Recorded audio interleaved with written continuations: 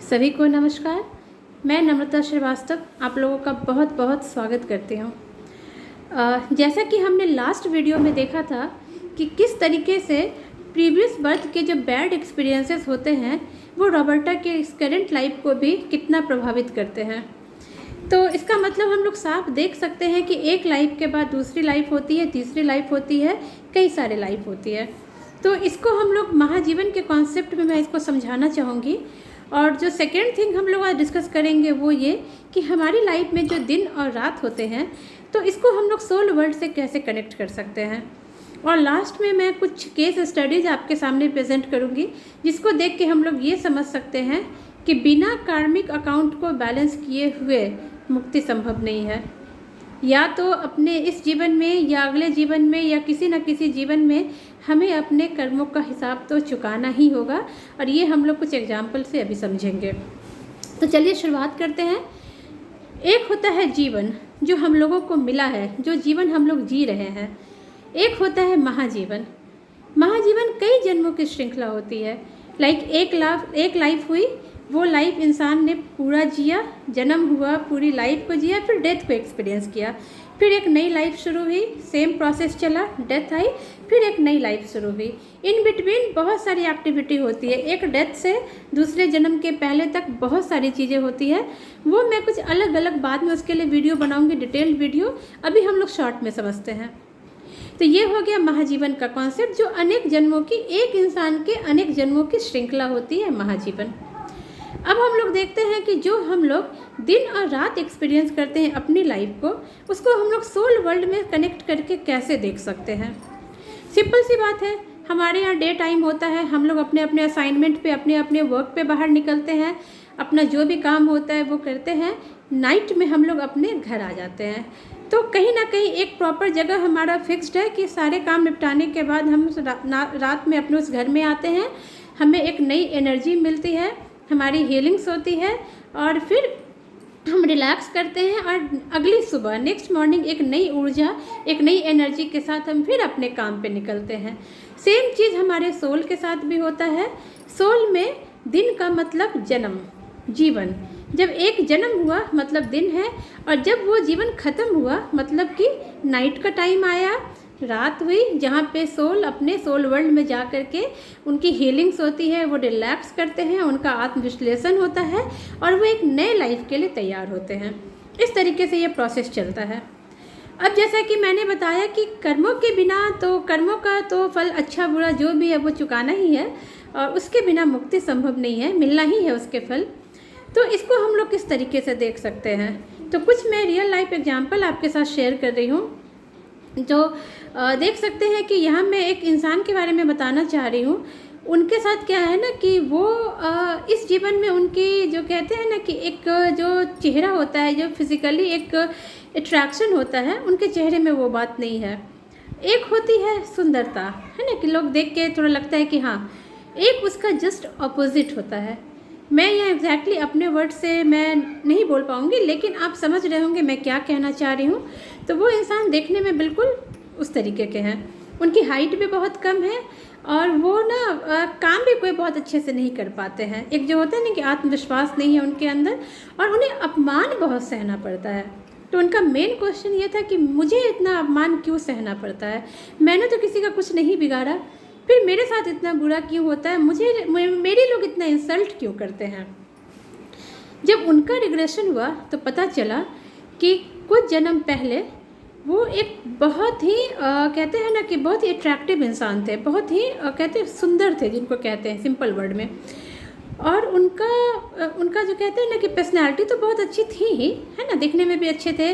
उनके बात करने का तरीका बड़ा अच्छा था, वो लोगों को बहुत जल्दी अट्रैक्ट कर लिया करते थे। तो अब क्या हुआ कि उन्हें सुंदरता उन्हें मिली ही थी, बात करने का तरीका अच्छा था ही। तो धीरे धीरे करके उन्होंने अपने आप को बहुत ज़्यादा, उनका नेम एंड फेम हो गया, है ना, लोग उन्हें बहुत जानने लगे, उन्हें बहुत रिस्पेक्ट मिलना शुरू हो गया था। और कहते हैं ना कि जब इंसान को बहुत ज़्यादा कुछ मिलने लगता है तो कहीं ना कहीं उसके अंदर एक अभिमान आने लगता है। इनके साथ भी यही हुआ। धीरे धीरे करके इनको अपने ऊपर बहुत अभिमान होना शुरू हो गया कि मैं इतना सुंदर हूँ, मुझे इतना अच्छा बोलना आता है। तो ये कोई बुरी बात नहीं है। अगर हम लोग अपने बारे में, किसी को ये लगता है कि मैं बहुत सुंदर हूँ, इसमें कुछ गलत नहीं है ना। आप ये चीज़ आप सोच सकते हैं, बट अपने आप को सुंदर समझ के सामने वाले को नीचा दिखाना ये गलत है। और इन्होंने क्या किया था, इन्होंने यही काम शुरू कर दिया था। ये खुद को बहुत सुंदर समझते थे और सामने वाले का इन्होंने इंसल्ट शुरू कर दिया था कि यार तुम कैसे दिखते हो, तुम इससे तो कोई काम नहीं होता। इस तरह की चीज़ें इन्होंने शुरू कर दी। वो लाइफ ग्रेजुअली ख़त्म हुई, नॉर्मली जैसे ख़त्म होती है एक लाइफ, वो लाइफ ख़त्म हुई। और यही हम लोग मात खा जाते हैं। हमें लगता है कि इसने इतना कुछ बुरा काम किया, इतने लोगों का अपमान किया, इसे तो कुछ हुआ ही नहीं, ये तो आराम से चल निकला। लेकिन फ्रेंड्स, यहीं पे एक शुरुआत होती है। ये जो अंत होता है ना, इसके बाद एक शुरुआत होती है। वो फिर इसके बाद क्या प्रोसेस होता है, उसके लिए थोड़ा डिटेल में जाना पड़ेगा। मैं उसको बाद में बताऊंगी, जैसा मैंने कहा कि मैं एक वीडियो बनाऊंगी। बट इन शॉर्ट में यहाँ बताती हूँ कि जब इनका अगला जन्म हुआ तो इनको ये कर्मों का हिसाब तो चुकाना ही था। तो इस जन्म में ये देखने में बिल्कुल भी अट्रैक्टिव नहीं है। जैसा मैंने कहा, इनकी हाइट भी बहुत कम है और इन्हें अपमान बहुत झेलना पड़ता है। ये हमेशा सोचते हैं कि मेरा इतना अपमान क्यों होता है। ये बात ये हमेशा सोचते थे कि मैंने किसी का कुछ नहीं बिगाड़ा, मुझे ऐसी लाइफ क्यों मिली। तो धीरे धीरे करके इनको अपने इस सवाल का जवाब समझ में आ गया। तो ये कहते हैं ना कि जो कार्मिक अकाउंट होते हैं उन्हें हमें बैलेंस करना ही पड़ता है। हम या तो सेम लाइफ में उसको बैलेंस कर ले, चाहे अगली करें चाहे उसके बाद करें, लेकिन हमें उस अकाउंट को बैलेंस करना ही होगा। कर्मों का हिसाब हमें देना ही होगा। इसीलिए हमारे बड़े बुजुर्ग या फिर जो बड़े बड़े धार्मिक ग्रंथ हैं, उनमें आप हमेशा देखिएगा कि कर्मों के हिसाब की बात हमेशा कही गई है। और इसीलिए हमेशा बुरे कर्म करने से रोका गया है। यही उसका कारण है कि हिसाब तो हमें चुकाना ही होगा। एक दूसरी केस स्टडी है, वो मैं बताना चाहूँगी कि ये भी एक ऐसे ही इंसान की है। उनके साथ क्या था ना कि उनकी उम्र थोड़ी हो गई है, अच्छी खासी उम्र हो गई है, बट उनकी शादी नहीं हो पा रही है। तो थोड़ा सा एक पीयर प्रेशर भी होता है और एक सोसाइटी का दबाव भी होता है। तो वो थोड़े परेशान रहने लगे कि मेरी शादी क्यों नहीं हो पा रही है।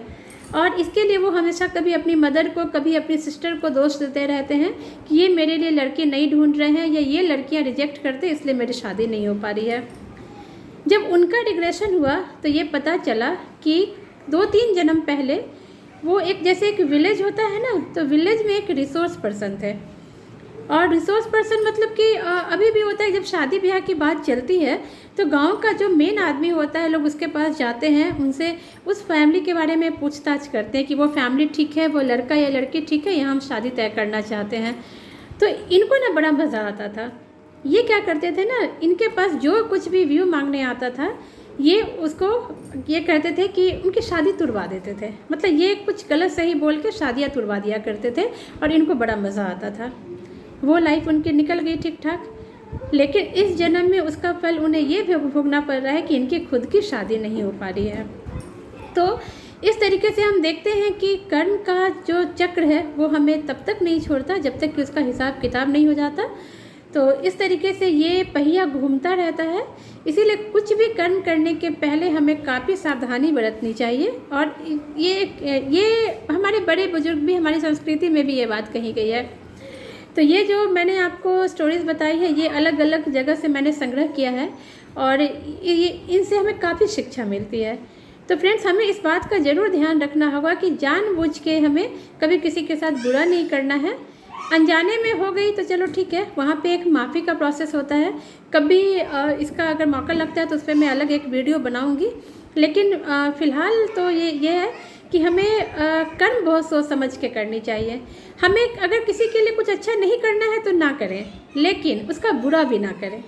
अगर हम किसी का अच्छा नहीं कर सकते हैं तो ठीक है, लेकिन उसका कुछ ख़राब भी ना करें, उसका कुछ बुरा भी ना करें। ये हमें ज़रूर कॉन्शियस रहना चाहिए। तो thank you so much friends. Next video में फिर और भी कुछ ऐसे ही बातों के साथ मिलते हैं। Thank you so much.